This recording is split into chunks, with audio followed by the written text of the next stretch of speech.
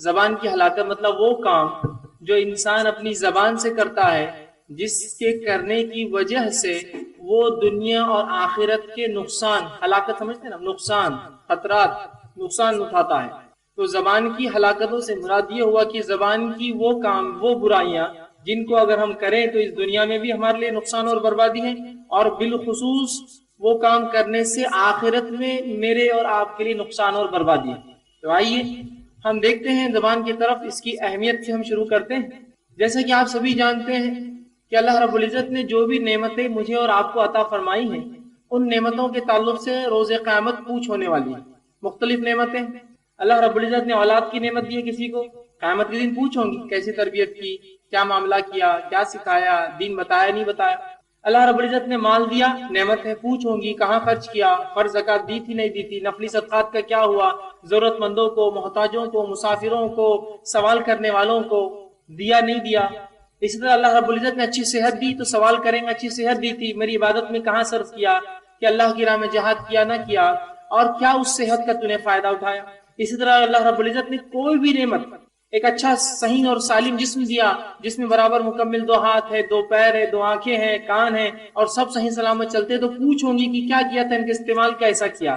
تو گویا جو کچھ نعمتیں اللہ رب العزت نے مجھے اور آپ کو عطا فرمائی ہیں، روز قیامت ان نعمتوں کے تعلق سے مجھے اور آپ سے سوال ہوگا، اور ان سوال کے بعد ہمیں جواب بھی دینا ہوگا۔ یاد رکھیں، ایک مرتبہ صحابی رسول نے یا صحابہ نے اللہ کے رسول صلی اللہ علیہ وسلم سے سوال کیا اور کہا، اللہ کے رسول، ہم جو ہے آپ نے جو ذکر اور اذکار ہمیں بتائے ہیں، بہت سارے ذکر اور اذکار کے بڑے فوائد ہیں، یہ کرنے سے زمین و آسمان کے بیچ جو ہے فلاں ہو جاتا ہے، یہ ذکر کرنے سے میزان بھر جاتا ہے، یہ ذکر کرنے سے اس طرح کے اذکار ہے جس کے فائدے، اور یہ صحیح حدیث سے ثابت ہو، بہرحال یہ ضروری ہے۔ تو صحابہ نے کہا، اللہ کے رسول آپ نے بہت ساری ایسی باتیں بتائی ہیں جس کے کرنے سے بڑا ثواب ملے گا، تو ایسا دیکھا جائے تو ہمارا تو نام اعمال بڑا بھاری ہو جائیں گا، چھوٹا سا کام کیا اور نیکی مل گئی۔ تو آپ صلی اللہ علیہ وسلم نے فرمایا، اگر اللہ رب العزت اپنی کوئی ایک نعمت جو تمہیں دی ہے اگر ایک پلڑے میں ڈال دے، اور وہ جو تم نے ذکر و اذکار کے دوسرے پلڑے میں ڈالے، تو وہ ایک نعمت اتنی بھاری ہوں گی کہ وہ پورے پلڑے کو، ادھر بازو والے پلڑے کو ہلکا کر دیں گے۔ نعمتیں جو اللہ نے دی، اگر اللہ گنوا دے تو ایک نعمت ہی کافی ہے، وہ میزان کو بھر دیں گی اور جھکا دیں گی اللہ کی طرف۔ سمجھ رہے بات؟ تو اللہ کی نعمتیں ہیں، ان نعمتوں کے اندر اللہ رب العزت نے ایک بڑی عظیم نعمت انسان کو دے رکھی ہے، جو نعمت اللہ نے کسی کو نہیں دی ہے۔ ایک عظیم نعمت دی، جس نعمت کو اللہ رب العزت نے گنوایا بھی اپنی کتاب میں، اور فرمایا اور کہا، سورہ رحمان سورہ نمبر 55 آیت نمبر 1 سے لے کر 4، اور فرمایا الرحمن، اللہ کے ناموں میں چوٹی کا نام، خلق الانسان، کہ اللہ کی جو مخلوق، الرحمن علم القرآن، اللہ کی کتابوں میں سب سے چوٹی کا علم، خلق الانسان، اللہ کی مخلوقات میں سب سے افضل مخلوق، علمہ البیان، کہ بولنا سکھایا۔ الرحمن، رحمان نے قرآن کا علم دیا اور انسان کو پیدا کیا اور اسے بولنا سکھایا۔ بولنا یہ بڑی عظیم نعمت ہے۔ اللہ نے جو عظیم نعمتیں 4 گنوائی سورہ کی ابتدا میں، اس میں ایک علامہ البیان، انسانوں کو بولنا سکھایا، اور وہ خود اللہ رب العزت کی ذات تھی جس نے آدم علیہ السلام کو بولنا سکھایا اور تمام چیزوں کا علم دیا، اور پھر فرشتوں کے سامنے کہا، اے آدم، اے فرشتوں، ان چیزوں کے نام بتاؤ اگر تم جانتے ہو۔ فرشتوں نے کہا، سبحانک لا علم لنا، تیری ذات پاک ہے، ہم تو نہیں جانتے۔ پھر آدم سے کہا، آدم فلاں چیزوں کے نام کو، اور آدم نے فر تمام نام ایک کے بعد ایک بتا دیے۔ تو اللہ رب العزت نے بولنے کی نعمت مجھے اور آپ کو دی۔ تو جب یہ ایک نعمت ہے تو ظاہر سی بات ہے اس نعمت کی پوچھ بھی ہونگی نا، فطری بات، ایک دم فطری چیز ہے۔ جو بھی نعمت ہے ان کی پوچھ ہے، زبان نعمت ہے اس کی بھی پوچھ ہے، یاد رکھیں، اور زبردست پوچھ ہے، اس لیے کہ زبان ایک زبردست نعمت ہے۔ جتنے درجے کی اونچی نعمت اتنے درجے کی اونچی پوچھ، جتنے درجے کی ہلکی نعمت اتنے درجے کی ہلکی پوچھ۔ سمجھ رہے بات؟ تو زبان عظیم نعمت ہے، اللہ نے خود اس نعمت کو گنوایا۔ اور اسی طرح زبان اتنی بڑی نعمت ہے جس کے تعلق سے اتنی ساری احادیثیں آتی ہے، اتنی ساری باتیں قرآن نے کہی ہے، اتنی ساری باتیں نبی اکرم صلی اللہ علیہ وسلم نے اپنی جو احادیث میں کہی ہے، اس کو جمع کرنا ایک جگہ محال اور ممکن نہیں، یاد رکھیں۔ لیکن میں نے کوشش کی کچھ باتیں اس کی اہمیت کے تعلق سے اور کچھ اس کی ہلاکتیں آپ کے سامنے رکھوں۔ تو سب سے پہلے اس کی اہمیت میں جو بات نبی اکرم صلی اللہ علیہ وسلم فرماتے ہیں، جامع ترمذی کی روایت ہے، نبی اکرم صلی اللہ علیہ وسلم فرماتے ہوئے کہتے ہیں، ابو سعید خدری رضی اللہ عنہ اس حدیث کے راوی وہ کہتے ہیں، آپ صلی اللہ علیہ وسلم فرمایا کہ جب انسان صبح کرتا ہے، زبان کی اہمیت دیکھیے، جب انسان صبح کرتا ہے تو جسم کے تمام اعضاء، اس کے اعضاء جو پارٹس ہوتے ہیں، تمام اعضاء گزارش کرتے ہیں، عاجزی کرتے ہیں، اور زبان سے کہتے ہیں، دیکھ تو سیدھی رہنا۔ کیا فرمایا آپ صلی اللہ علیہ وسلم؟ ہر روز صبح جب ہوتی ہے اور انسان اٹھتا ہے تو جسم کے تمام اعضاء زبان سے عاجزی کرتے ہیں اور کہتے دیکھ تو سیدھی رہنا، اس لیے کہ اگر تو سیدھی رہی تو ہم سب سیدھے رہیں گے، اور اگر تو ٹیڑھی ہو گئی تو تیری وجہ سے ہم سب کو اس کا خمیازہ بھگتنا پڑے گا، ہم سب کو نقصان اٹھانا پڑے گا۔ اس لیے کہ اگر زبان کوئی غلط کام کرے تو کیا صرف زبان کو اللہ جہنم میں ڈالے گا؟ نہیں، پورے اعضاء، پورا جسم اس کے ساتھ جا رہا ہے۔ تو روز آپ صلی اللہ علیہ وسلم فرماتے ہیں جسم کے تمام اعضاء صبح جو ہے عاجزی کرتے ہیں، گزارشات کرتے ہیں زبان سے کہ دیکھ تو کنٹرول میں رہنا، تو سیدھی رہنا، اس لیے کہ اگر تو سیدھی رہی تو ہم سب سیدھے رہیں گے، ہم سب کا معاملہ درست ہے، اور تو بگڑ گئی تو پھر جو ہے ہم سب کو تیرا خمیازہ ہم کو بھگتنا ہوگا۔ یہ حدیث میں سمجھتا ہوں ہم تمام کو بتا دی اور واضح کری زبان کی کیا اہمیت ہے شریعت کے اندر، کتنی اہم چیز۔ اسی طرح صحیح بخاری کی روایت ہے، آپ صلی اللہ علیہ وسلم فرما کہا جو شخص اللہ اور آخرت پر ایمان رکھتا ہے اسے چاہیے کہ اچھی بات کرے ورنہ منہ بند رکھے۔ جو شخص اللہ پر ایمان رکھتا ہے، روز آخرت پر ایمان رکھتا ہے، اسے چاہیے اگر بات کرے تو اچھی بات کرے ورنہ کیا کرے؟ منہ بند رکھے۔ مطلب اگر منہ کھولنا ہے تو اچھی بات کیجئے، اگر اچھی بات نہیں ہوتی ہے تو منہ بند رکھیے۔ اس لیے کچھ لوگ ہوتے ہیں جب بھی منہ کھولتے کچھ تو الٹا ہی بکتے ہیں، فتنہ اور فساد ہی کرتے ہیں نا۔ تو آپ صلی اللہ علیہ وسلم کتنی اچھی بات بیان کر رہے ہیں، دیکھو منہ کھولو تو اچھی بات کرو ورنہ منہ بند رکھو۔ اور علماء لکھتے ہیں یہ اللہ کے رسول کا بڑا حکیمانہ قول ہے، اس کو تھوڑا سمجھیے۔ ایک آدمی ہے جو انتہائی بیوقوف ہے، انتہائی بیوقوف ہے، منہ کھولیں گا تو بکواسی بولیں گا، منہ کھولیں گا تو فتنہ ہی کریں گا۔ اگر وہ اس حدیث پہ عمل کر لے، منہ بند رکھے تو سب اس کو ہوشیار سمجھنے لگ جاتے ہیں، وہ خاموش رہتا ہے بہت ہوشیار ہوں گا۔ کتنی اچھی بات ہے نا، خاموشی بڑی فضیلت، بڑے فائدے ہیں۔ تو کہا بات کرے تو اچھی بات نہیں کر سکتے، منہ بند رکھیے، لوگ آپ کو ہوشیار سمجھیں گے، دانا سمجھیں گے۔ اور خاموشی سے لوگ ڈرتے بھی بہت سی، نہیں بہت خاموش بچہ ہے، وہ خاموش آدمی ڈر لگتا ہے نا۔ تو کہا دیکھ کتنی حکیمانہ بات، منہ کھولو تو اچھی بات کرو ورنہ منہ بند رکھو، ورنہ منہ کھولو گے اور غلط کھولو گے، اچھی بات نہیں کرو گے تو یہ بات دنیا اور آخرت کا نقصان لانے والی ہے۔ تو یہ ایک بات۔ اسی طرح جامع ترمذی کی روایت ہے، عقبہ بن عامر رضی اللہ عنہ حدیث کے راوی فرماتے اور کہتے ہیں رسول اللہ صلی اللہ علیہ وسلم عرض کیا، فرمایا نجات کے، اور ایک جو ہے صحابی رسول نے کہا، عقبہ بن عامر رضی اللہ عنہ اللہ کے رسول سے سوال کیا اور کہا اے اللہ کے رسول نجات کس طرح ممکن ہے؟ ہم نجات سے مراد آخرت، آخرت میں کیسے کامیاب ہوں گے؟ تو کہا نجات کس طرح سے ممکن ہے؟ تو آپ صلی اللہ علیہ وسلم فرمایا دیکھیے صحابی کا سوال ہے نجات، کامیابی، آخرت کی سکسیس کیسے ہوں گی؟ آپ صلی اللہ علیہ وسلم جواب کیا دیتے اس کی سکسیس کے لیے؟ سنیے، آپ نے فرمایا اور کہا اپنی زبان کو قابو میں رکھ۔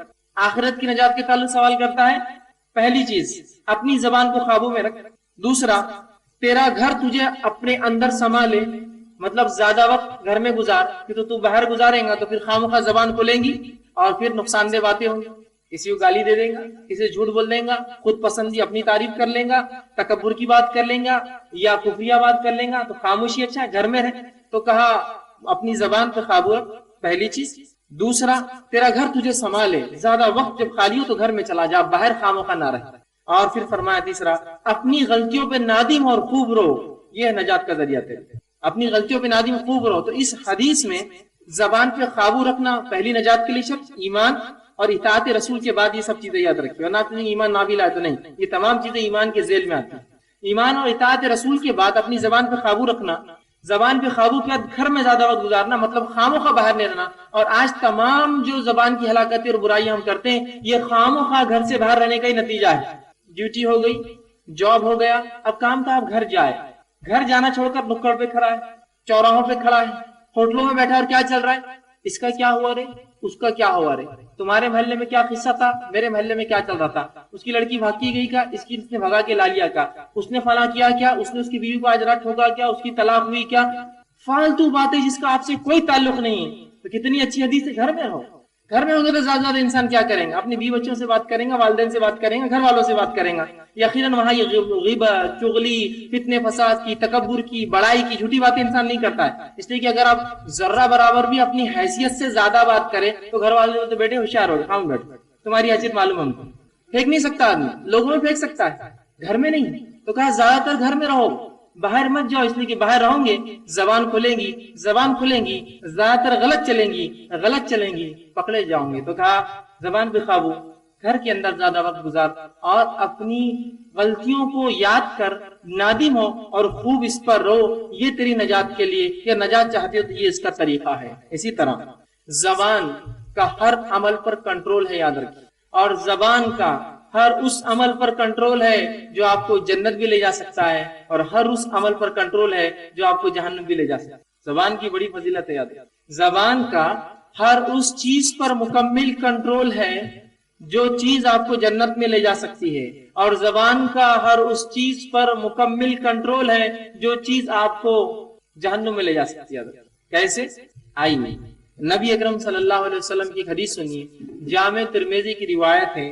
معاذ بن جبل رضی اللہ عنہ حدیث کے راوی، وہ کہتے ہیں میں نے اللہ کے رسول صلی اللہ علیہ وسلم سے عرض کیا اور پوچھا، اے اللہ کے رسول صلی اللہ علیہ وسلم، مجھے ایسا عمل بتلائیے جو مجھے جنت میں لے جائے اور جہنم سے دور رکھے۔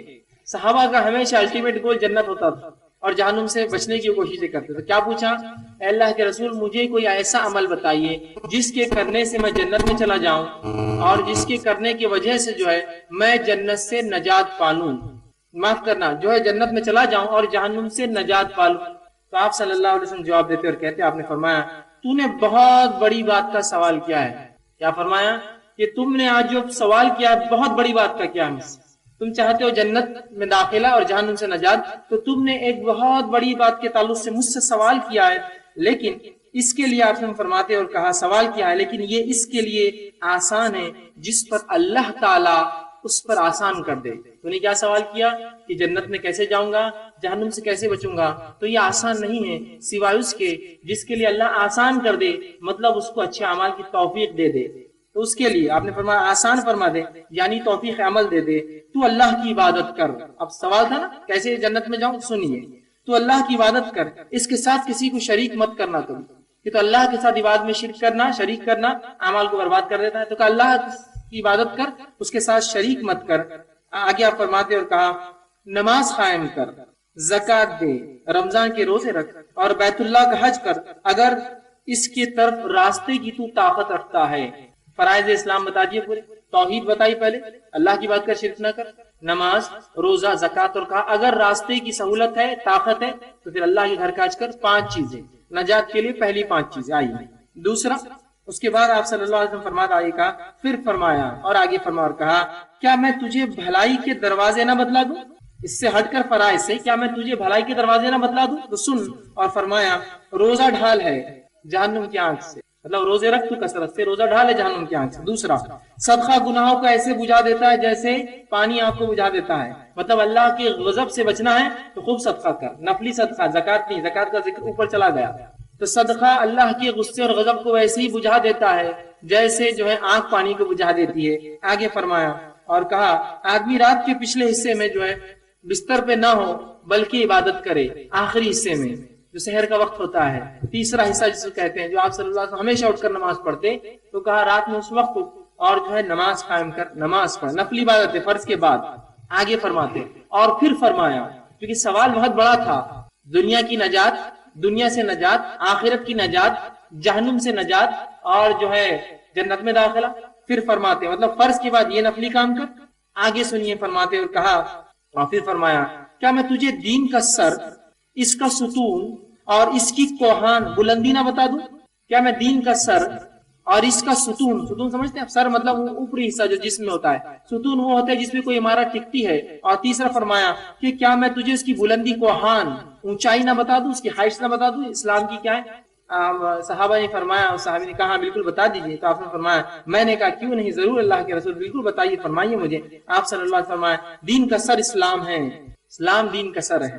دوسرا فرمایا اس کا ستون نماز ہے، جو نماز نہ پڑھے وہ دین کا ستون ڈالتا ہے، دین کی بنیادیں ختم کرتا ہے، نماز ہے۔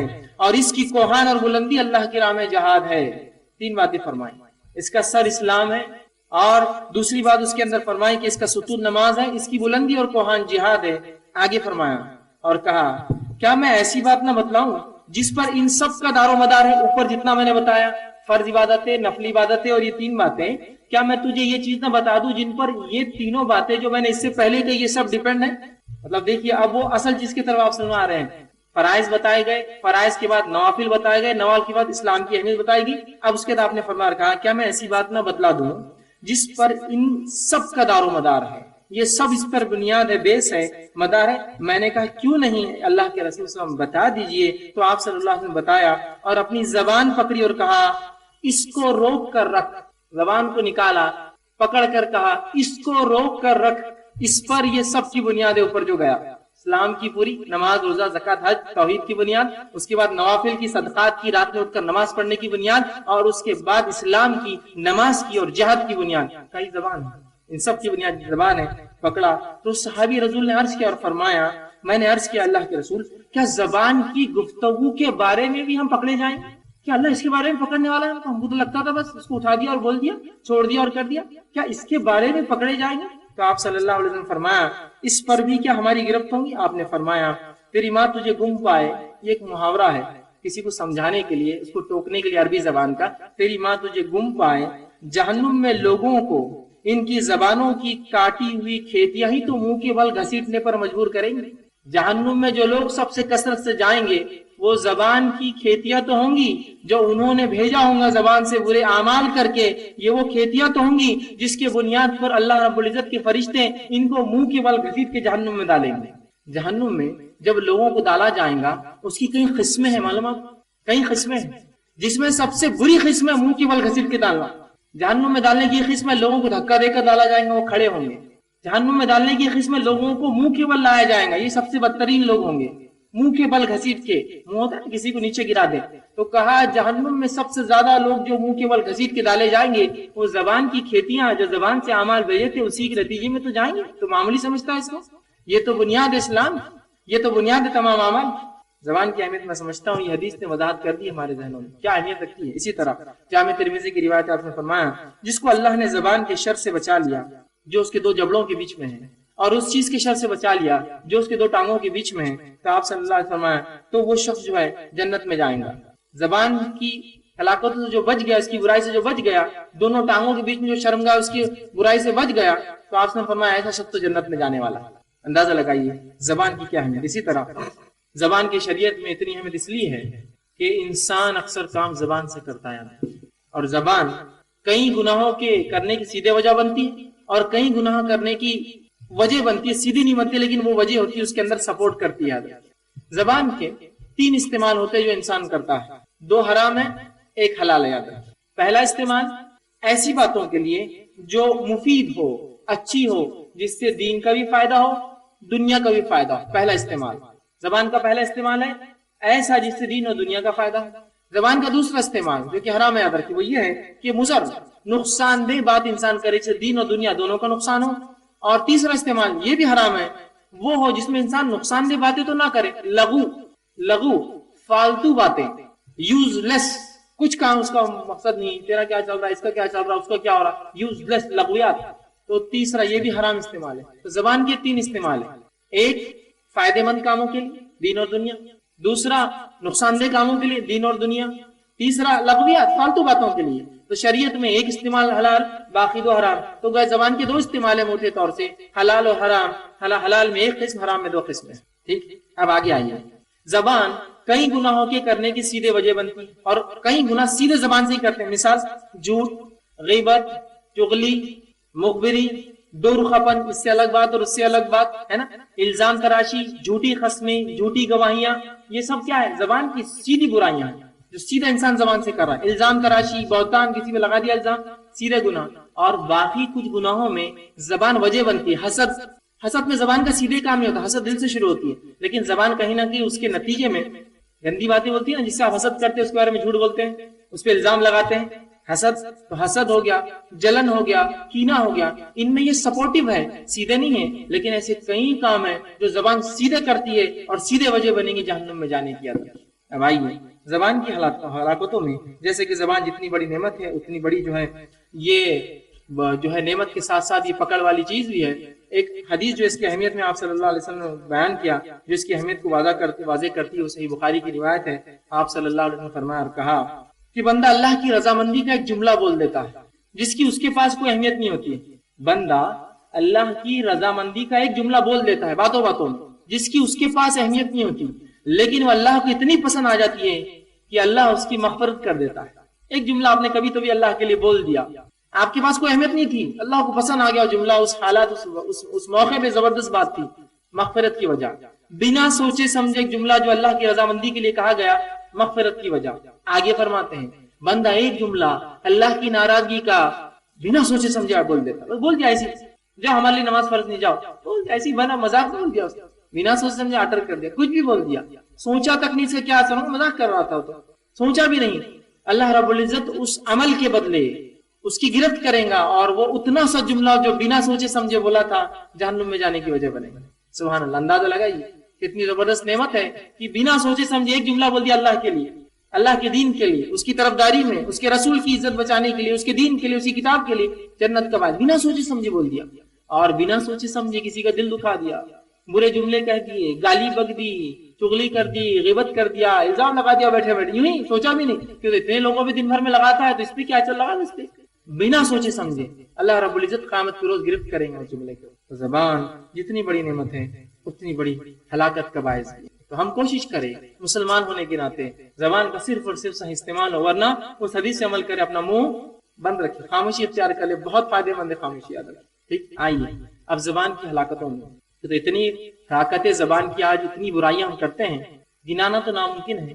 میں نے ایسے 20 اعمال، 20 گناہ جو انسان زبان سے سیدھے کرتا ہے جس کا تعلق اخلاقیات سے ہے، کیونکہ زبان کے دو استعمال ہو سکتے ہیں، ایک عقائد میں برائی انسان کرے اور دوسرا اخلاقیات میں، تو میرا پہلو اخلاقیات والا ہے، عقائد والا نہیں، یاد رکھیے۔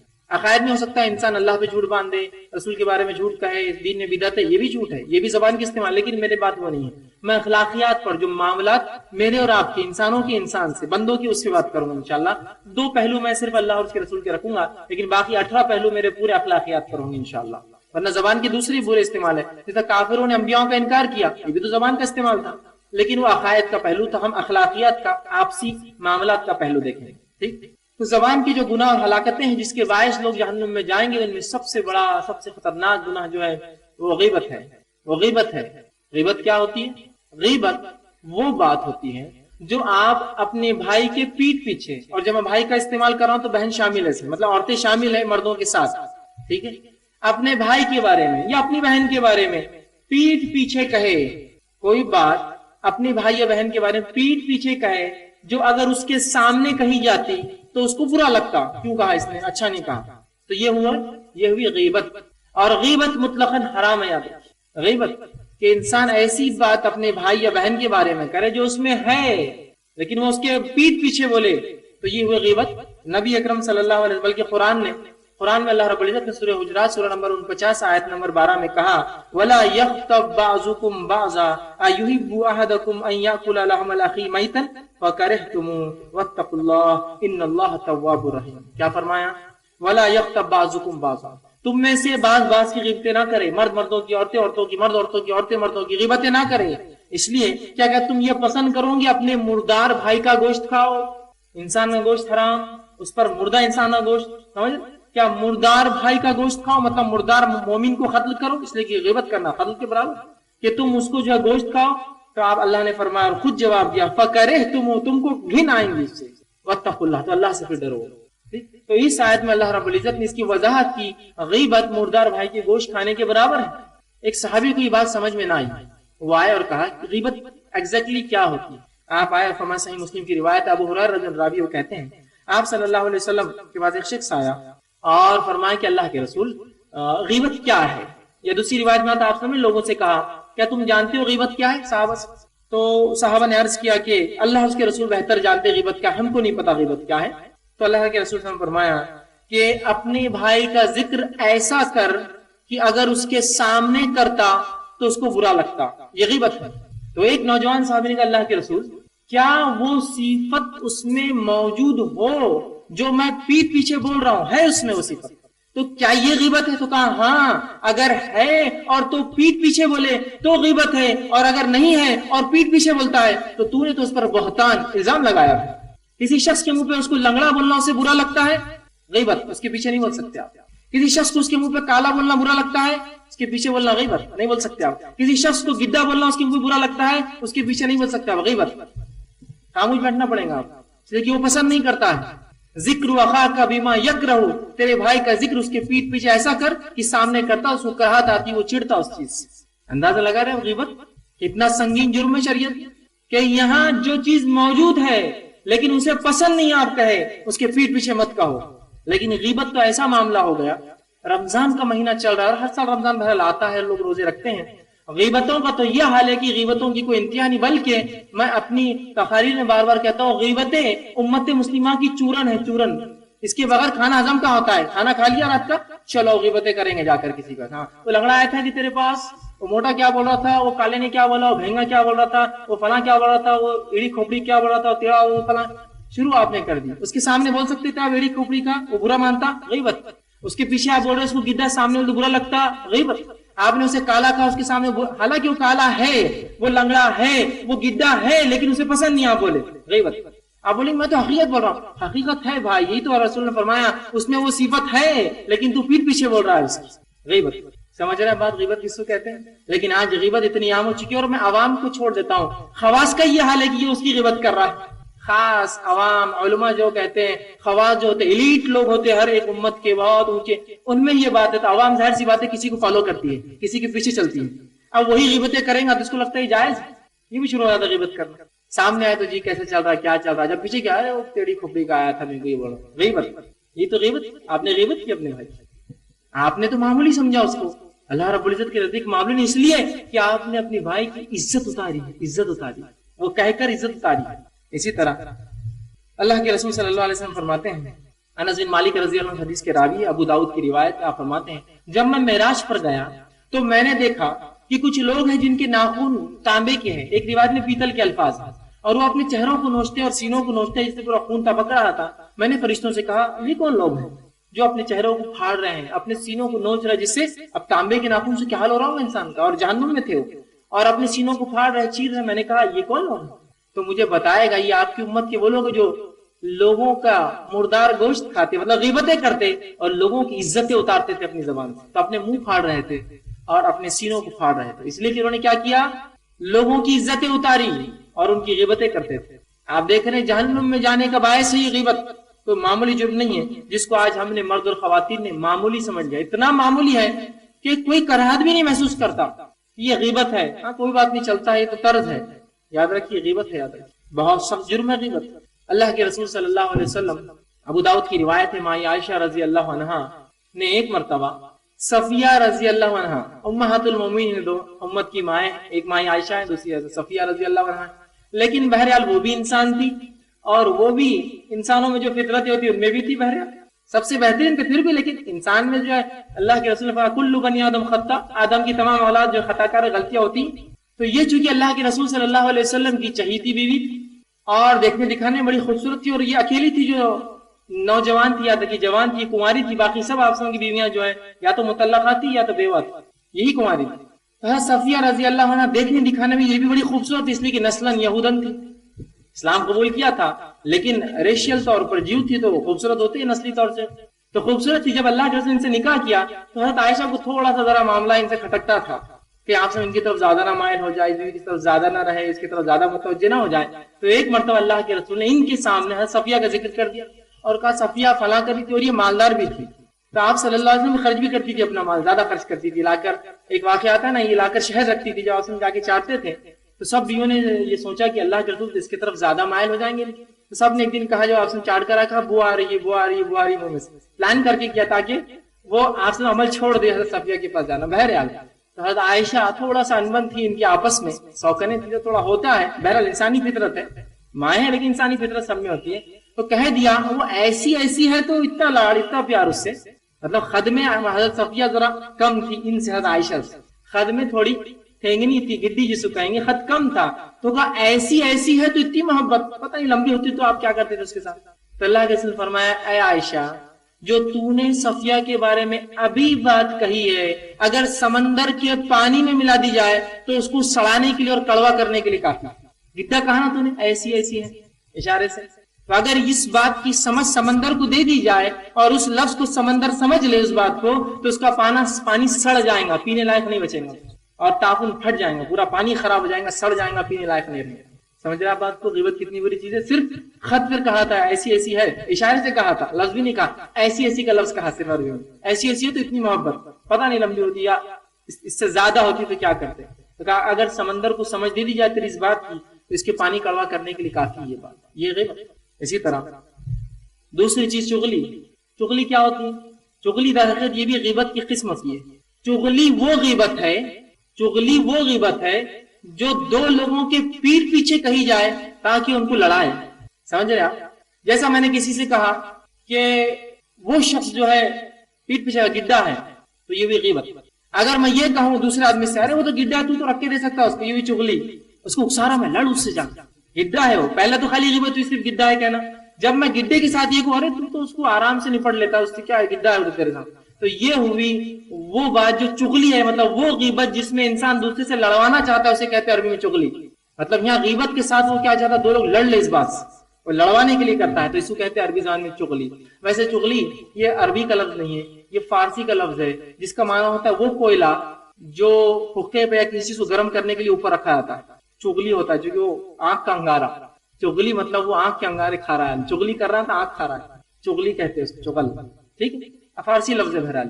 چغلی وہ غیبت ہوتی جو دو انسانوں کو لڑانے کی نیت سے آپ کہے اسے کہتے ہیں چغلی. اور آپ صلی اللہ علیہ وسلم نے چغلی کے تعلق سے بڑی وضاحت واضح نصیحتیں فرمائے. رکھا صحیح بخاری کی روایت ہے، ابن عباس رضی اللہ عنہ حدیث کے راوی آپ نے فرمایا آپ دو خبروں کے پاس سے گزرے اور کہا ان دو خبروں پر عذاب ہو رہا ہے، کوئی بڑی چیز کی وجہ سے نہیں.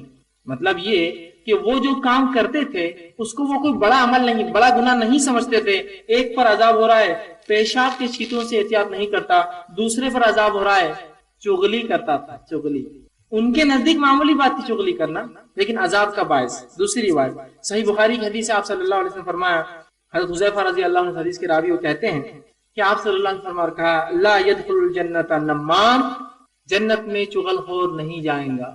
سمجھ رہے آپ لفظ کو؟ نہیں جائیں گا. سمجھتے ہیں آپ اس کا معنی کیا ہوتا ہے؟ اس کی انٹری نہیں ہے جنت کے اندر.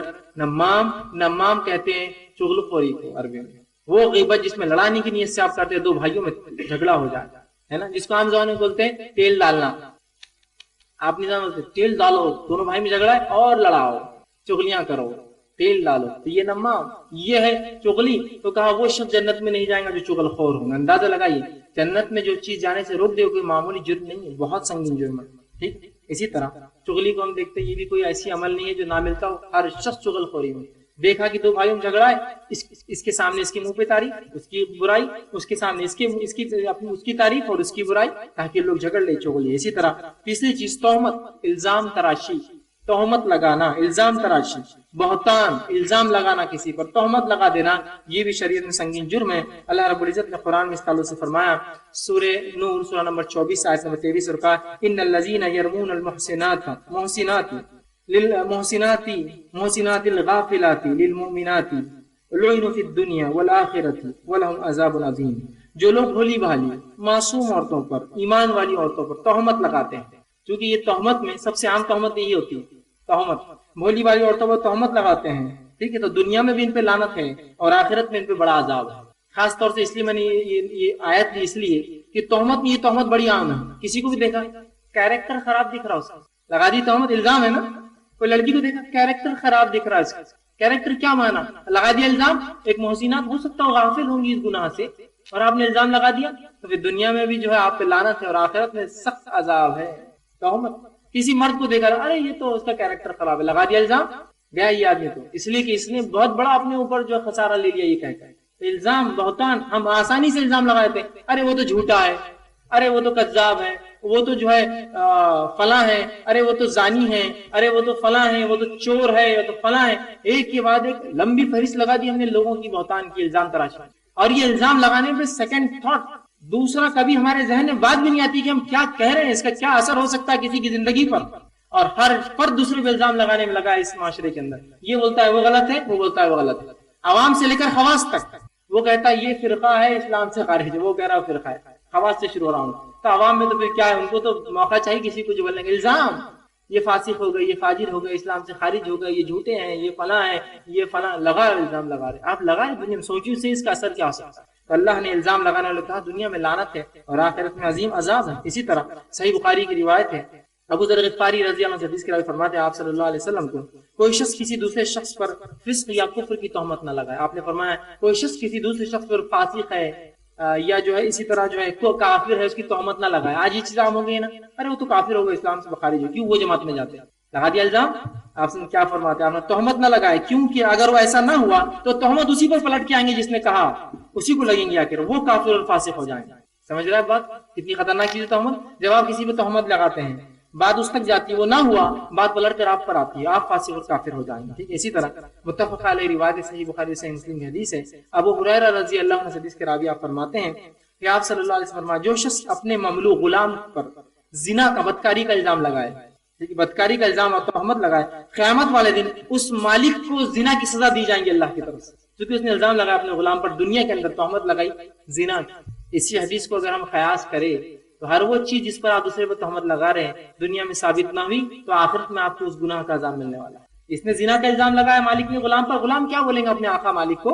خریدا ہوا ہوتا ہے وہ، ہاں وہی بڑھ جاتا ہے، لیکن اللہ رب العزت انصاف کریں گا اور اس کو زنا کی جو سزا ہے جہنم میں دیں گا اس مالک کو، کہ تو اس نے اپنے غلام پر الزام تہمت لگایا. تہمت لگانے سے بہت احتیاط کیا. چوتھا گناہ جو زبان سے انسان بکثرت کرتا ہے، جھوٹ. آج جھوٹ کا تو یہ عالم ہے کہ جھوٹ، میں افسوس کے ساتھ کہہ رہا ہوں اور میں بھی اس امت کا حصہ اور شامل ہوں، اس میں امت مسلم کا شعار اور پہچان ہے جھوٹ. غیر مسلموں سے بات کیجیے، ان سے کبھی تعلقات ان سے پوچھیے مسلمانوں کی کیا امیج ہے ان کے پاس. مسلمان نے وعدہ کیا نا، بھول جاؤ. اس کو ادھار دیے نا، اب نہیں لاتا ہو. اس نے وعدہ کیا تو وہ تو بس ایسے ہی رہتا ان کا. اچھا انشاءاللہ بولا پھر تو پکا، اب تو کبھی نہیں لائیں گا. کہ تو انشاءاللہ جب بھی مسلم بولتے وہ نہیں لانے کے لیے جو بولتے. یہ امیج ہے مسلمانوں کی غیر مسلموں کے پاس. مسلمان کی کمپنی کا مال ہے، چیک کر کے لو، اس لیے کہ اس میں گڑبڑ ہو سکتی نہ، کو مسئلہ نہیں، وہ اپنا بھائی. سمجھ رہے ہیں؟ یہ جب کہ نبی اکرم صلی اللہ علیہ وسلم کے زمانے اور اس کے بعد مسلمان اپنی سچائی سے پہچانے جاتے تھے. آج افسوس مسلمان اپنے جھوٹ سے پہچانے جاتے ہیں. جھوٹ، شوہر بیوی سے جھوٹ، اولاد ماں باپ سے جھوٹ، بھائی بہن ایک دوسرے سے جھوٹ، رشتہ داروں سے جھوٹ، مالک نوکر سے جھوٹ، کسٹمر خریدار سے اور جس سے خریدتا ہے، اور جو ہے بیچنے والا تاجر جو ہے کسٹمر سے جھوٹ. ہر جگہ صرف جھوٹ پر مبنی ہمارے تعلقات، اس کے علاوہ کوئی سچائی نہیں. دیکھیے آپ جھوٹ کے علاوہ کچھ نہیں. جھوٹ اتنا جھوٹ کہ اگر کوئی کبھی سچ بولتا لوگ بولتے ہیں یار سچ بھی بولتا ہو، یہ تعجب کی بات یار سچ بول دیا. اس نے بولا اگر کل آؤں گا تو بولتے یہ کبھی نہیں آئیں گا، اور آ گیا تو تعجب کا تو آ گیا کل، تو نے وعدہ، بہت بڑی بات ہے، تو سچ بھی بولتا ہے. اس لیے کہ جھوٹ اتنا ہو چکا ہے کہ کسی کو انتہا نہیں، اور ہر چیز پر جھوٹ، جبکہ شریعت میں معمولی چیز پر جھوٹ حرام ہے.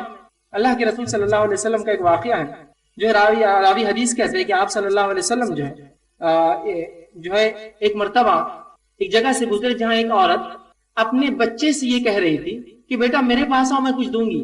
اس کا ہاتھ بند تھا اور بچے سے کہہ رہی تھی بیٹا میرے پاس آؤ کچھ دوں گی.